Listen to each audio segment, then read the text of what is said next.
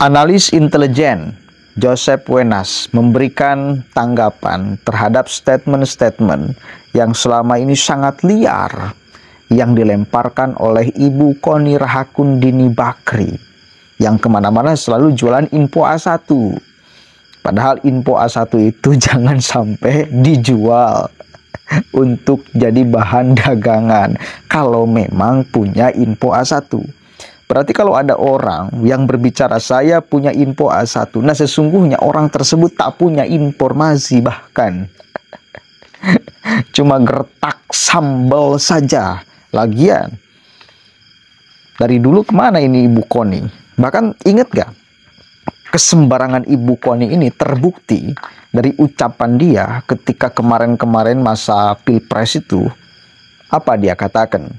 Bahwa Prabowo itu akan dibunuh, hanya akan memimpin 2 tahun, sisanya akan digantikan oleh Gibran Rakabuming Raka. Ini kan analis macam apa ini? Pengamat macam apa ini? Kok bisa sesembarangan itu? Itu Kony itu. Coba kita dengarkan dulu sama-sama nih. Tamparan keras dan tendangan Bapak Joseph kepada Ibu Kony. Sejauh yang saya amati, Ibu Kony ini rajin jualan A1 ya, informasi A1 ya. Nah, sedangkan di intelligence kita tahu bahwa A1 itu tidak untuk dijual ke publik gitu ya, tidak untuk dipamerkan ke publik. Itu kan informasi yang hanya ada di komunitas intelligence untuk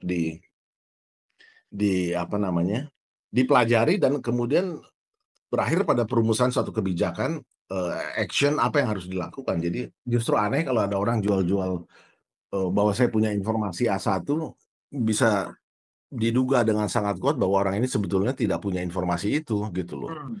Dengan kata lain, apapun yang dikatakan oleh Bu Kony ini kan banyak hal yang kemudian kita lihat tidak sesuai ya. Ya, tuduhan bahwa ya, bisa keluar dari mulut seorang Ibu Kony bahwa Prabowo akan dibunuh gitu, digantikan Gibran. Itu kan keluar yang analisa-analisa semacam ini. Itu kan bukan kata saya, kata Ibu Kony sendiri gitu loh. Bahwa kemudian dia bermanuver juga untuk menjadi Wamenhan, itu juga satu fakta yang dikatakan juga bukan oleh saya, oleh Ketua TKN, Rosan Ruslani gitu loh. Nah ini untuk mengcounter apa-apa yang Bu Kony sendiri tuduhkan, yang kemudian faktanya kita tahu bahwa sejak Pilpres itu yang bersangkutan nggak ada di Indonesia, lebih banyak di Rusia. Jadi yang ingin saya katakan sulit untuk membedakan mana yang provokasi, mana yang fakta ya. Atau bluffing. Ini bluffing. Atau bluffing. Ya. Hoax. Jadi kalau sekarang mengatakan ada rahasia ini, rahasia itu, ya saya sepakat dengan berbagai pihak lain, pengamat lain sudah makanya dibuka saja, nggak ada rahasia. Kok kalau urusan negara ya, kenapa mesti dirahasiakan? Buka saja. Lalu kenapa nggak dibuka gitu loh? Lalu kenapa mesti dinotariskan? Di Rusia pula. Di Rusia juga dinotariskannya di Rusia. Apakah ini kemudian mau dialih wariskan ke siapa? Dia kan nggak ngomong ya. Kalau dinotariskan artinya kan mau dilindungi hak atas data tersebut, dan kemudian jika terjadi apa-apa maka hak atas data tersebut akan ke siapa, begitu kan? Kira-kira kan begitu. Nah ini kan nggak dijelaskan juga. Konteksnya apa? Mengaitkan notariat Rusia. Nah, jadi memang ya kita tunggu aja sampai Ibu Kony sendiri menyampaikan fakta-fakta apa yang menurut versinya itu adalah rahasia gitu loh. Adalah sesuatu yang oleh juru bicara PDIP Mas Guntur Romli ya akan menggegerkan. Ya segeger apa itu kan hanya bisa terbukti until otherwise stated kan? Iya.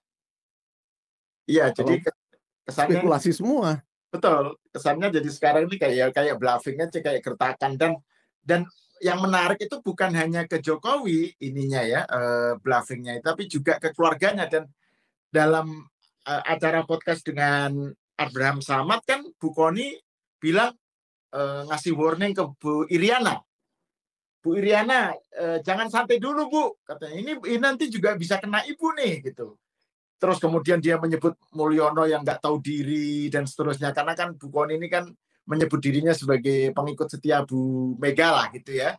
Jadi Madam Kony ini menyatakan Mulyono ini nggak tahu diri dan seterusnya. Terus ini menurut Bang Yosef, ini apakah menjadi sinyal bahwa ini skala dan intensitas dan eskalasi konflik antara katakan aja PDIP atau Bu Mega dengan atau Hasto ya dengan Jokowi itu kedepannya ini makin intens dan makin kasar, makin vulgar, atau bagaimana? Bagaimana kita membaca bluffing yang atau klaim-klaim semacam itu? Ya nggak bisa lain, yang rasional adalah fakta bahwa Sekjen ini kan sedang dalam proses. Sprindik itu kan, diknya itu kan penyidikan. Jadi dimulainya penyidikan. Penyidikan artinya kan dalam yang terkait dengan Pak Hastonya ini ya. Kalau yang sebelum-sebelumnya kan sudah bahkan sudah putus dan sudah apa namanya eksekusi di lapas kan. Tapi yang kasus Mas Hastonya ini kan dimulai ini sekarang untuk menemukan bukti-buktinya gitu loh, ya kan. Nah, saya kira yang rasional ini yang mau coba diganggu melalui bluffing seperti ini. Jadi artinya ini kalau Ayu lanjutkan, padahal sprindik udah keluar loh. Tapi seolah-olah ingin mengancam, menjadi seperti bahwa kalau Ayu lanjutkan, ini bluffingnya ini akan keluar, bluffing 2 akan keluar, bluffing 3 yang terkait Ibu Riana akan keluar, gitu-gitu. Jadi harus kita lihat urusannya mau kemana nih, ke sini, ke proses penyidikan yang sudah berjalan sejak dikeluarkannya sprindik di malam Natal kemarin. Walaupun kita masih harus melihat ya sampai seberapa jauh karena ini kan baru selesai tahun baru ya, artinya saya tidak tahu ada yang tahu Hasto ada di mana nggak sekarang, Pak Mas Hasto ada di mana nggak? Oke, itu benar nggak, rasional nggak apa yang disampaikan oleh Bapak Joseph, pengamat atau analis intelijen Pak Joseph Puenas? Yalah, kalau memang urusan negara dibuka aja ke publik. Dan kita pun menunggu seandainya benar Ibu Kony punya dokumen tentang siapa saja yang melakukan kejahatan korupsi. Bahkan bila di dalamnya ada nama Jokowi, bila di dalamnya ada nama Ibu Iriana, bila di dalamnya ada nama Gibran Raka Buming Raka, dan siapapun aja, maka kita akan dukung kok. Cuma yang kita butuhkan itu sekarang bukan bacot yang dikedepankan, tetapi bukti yang dikedepankan, lalu ngomong belakangan. Mestinya kan kayak gitu. Apalagi kalau Anda bergelar sebagai akademisi. Sekali lagi, kalau Anda bergelar sebagai akademisi. Kalau seorang politisi, oke lah. Cuma ya katakan aja kalau memang Anda politisi, ya politisi gitu loh. Mau ngabelit kemanapun ya itu mah terserah. Kebiasaan kan para politisi seperti itu. Kalau urusan pengamat, urusan akademisi, didik dulu masyarakat oleh fakta. Lalu silakan Anda ngomong di framing fakta itu. Diseret terhadap kepentingan Anda. Ini makan nggak ada. Fakta nggak ada, lalu ngomong dikedepankan, ngomongnya sok mewah. Punya data rahasia, info A1, disimpannya di Rusia, ngapain pula? Ini kan omongannya yang terlalu mewah tanpa dibuktikan dengan kenyataan. Kita menuntut, kita menantang Ibu Kony loh untuk menghadirkan data itu, untuk mempublish data itu. Jangan dikira masyarakat itu ketika Anda ngomong ABCD apa itu segala macam itu akan respect. Jangan menganggap seperti itu. Faktanya apa sekarang? Masyarakat membuli Anda kok. Kenapa membuli? Karena ngomongnya terlalu tinggi. Ngomongnya terlalu tinggi. Hanya untuk upaya melindungi Hasto dari jeratan hukum. Kan itu. Tapi kan kalau memang salah ya seret Hasto juga. Kalau Jokowi juga salah ya seret, kita akan dukung. Kita nggak mau bela-bela orang yang memang itu korupsi.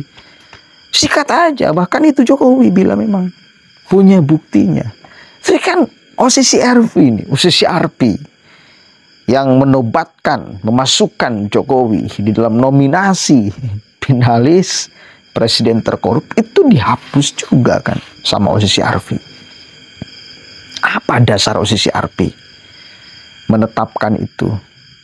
Apa dasar OCC RP menghapus itu? Itu kan mesti menjadi bahan renungan kita semua. Apa ini semua? Kemewahan apa yang sedang ditunjukkan, ditampilkan, disebarkan, atau kebodohan macam apa yang sedang ditampilkan, ditunjukkan? Ini zaman keterbukaan, zaman media sosial. Semua orang mampu mengakses OCC RP, websitenya dan lain sebagainya, afiliasinya, donaturnya dan lain sebagainya. Kalau zaman dulu mungkin iya, sekarang tak bisa. Menipu, memanipulasi itu tak bisa sekarang. Informasi dari dunia manapun nyampe ke masyarakat, bahkan paling bawah. Kan itu. Gitu ya, Ibu Koni. Kita meminta untuk menunjukkan sesegera mungkin apa yang disebut Anda sebagai dokumen rahasia, dokumen penting, video skandal pejabat negara, korupsinya. Sebarkanlah. Kita meminta itu dan kita menuntut itu. Tapi karena belum, maka kita katakan minimal sampai detik ini Ibu Koni memang hanya ingin membuat kegaduhan di Republik ini. Hanya ingin merusak tatanan sosial di Indonesia. Hanya ingin membenturkan antara sesama warga negara. Hanya ingin membelah antara pemerintah dengan rakyatnya. Itu kesimpulan kita. Minimal sampai detik ini. Ya, karena ngomong Ibu Koni itu ya cuma bullshit doang. Assalamualaikum warahmatullahi wabarakatuh.